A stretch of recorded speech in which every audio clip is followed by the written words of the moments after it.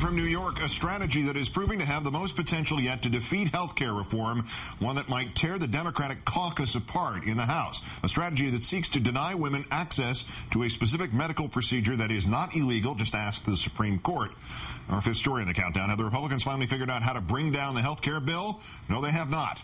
But a Democratic congressman is doing this to his own party while claiming that he is the one who is being double-crossed. Meet Mr. Bart Stupak of the Michigan First, the Stupak behind the Stupak Amendment. It would prohibit any government-run insurance plan created by the health care bill from covering abortion, as well as prohibiting anyone receiving credits to purchase private insurance from purchasing a policy that had abortion coverage in it.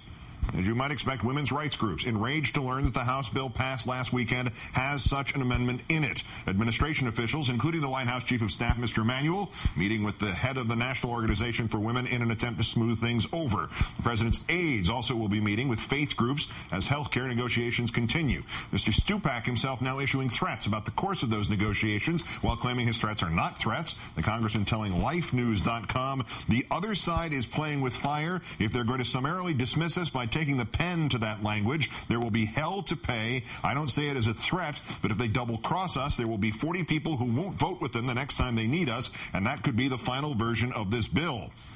Double-cross? To which party does Mr. Stupak think he belongs? Right there on page 50 of the 2008 Democratic Party platform, the Democratic Party strongly and unequivocally supports Roe v. Wade and a woman's right to choose a safe and legal abortion, and regardless of ability to pay, and we oppose any and all efforts to weaken and undermine that right. While we're at this, any decision about the final legislation would not be made unilaterally. Mr. Stupak and 434 other members of Congress would be given the chance to what is called vote on the bill, as would 100 senators. That is the way the Republic works, Congressman. If Mr. Stupak were to decide he might be more comfortable as a member of the GOP, he would have this dilemma to face. Politico.com reporting tonight that the Republican National Committee's health insurance plan, purchased from Cigna, includes coverage for elective abortion. Rachel will have much more on this at the top of the hour, but frankly, we couldn't wait. Good evening, my friend. Good evening, Keith. Nice to see you. Thanks for having me on the show. Our pleasure. Thank you. Congressman Stupak's use of this term double-cross. The Washington Independent reported that Republicans see the Stupak Amendment as a win-win, no matter how it ends. So who's double-crossing whom?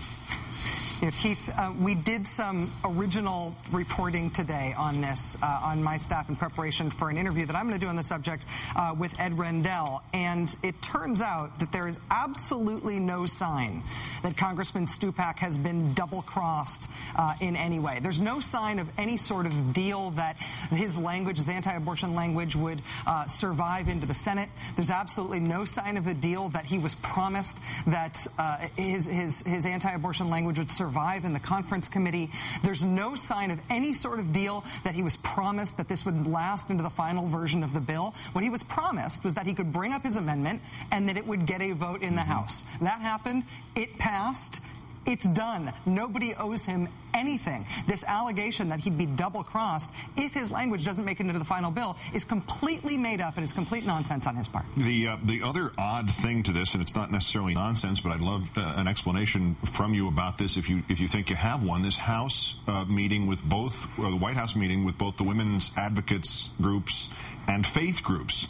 Did the faith groups get this president elected? What is the way out for them in this?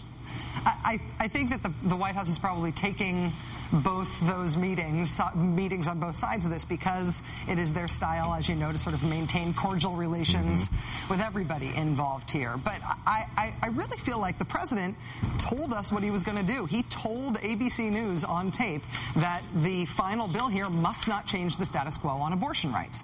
And I think the way out of this is to say, listen, neither side is going to be able to use health care reform to either advance or retract abortion rights. And the way that you get there is by pointing out, calling bullpucky on the fiction that without the Stupak language, this healthcare reform would somehow result in federal funding for abortions. It wouldn't. You need to be able to call that out as a fiction and say, listen, this is not an abortion bill, as the president has said. It's a healthcare bill. Neither side gets to hijack it, and that's the end. Rachel, is the real danger in this that the moral issue here suddenly gets eclipsed, and we're not talking about 44,000 Americans in the country who die every year because they don't have enough health insurance, but we're now off on what is, no matter how important you think it is, an ancillary point?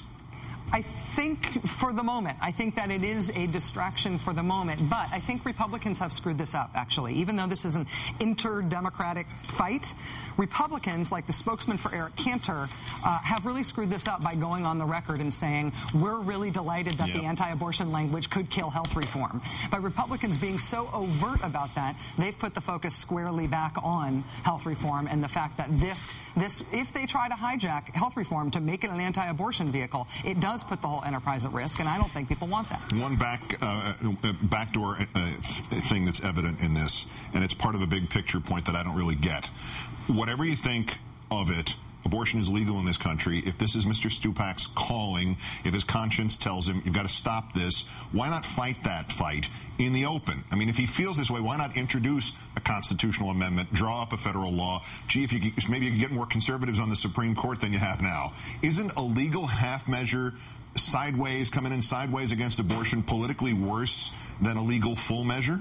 Well, I'm sure he's delighted to be able to try to restrict abortion rights purely by going after women who he thinks won't fight back. By targeting women who are not well off enough to be able to pay for abortion services without insurance coverage for them, you end up chipping away at abortion rights without ever having to be brave enough to make your argument on its face. And that's what led to the Hyde Amendment. That's what's led to so many of these other efforts to restrict access to abortion. They're not really man enough to make the argument that it ought to just be gone. They'd rather just chip away at it from women they think won't fight back or can't fight back because they don't have the resources. It's cowardly, but it's the way they've been doing it for a generation. Rachel Maddow, who, as I said and as she said, will have much more to say about abortion and health care at the top of the hour, along with her special guest, Governor Ed Rendell. Thank you, Rach. Thank you, Keith.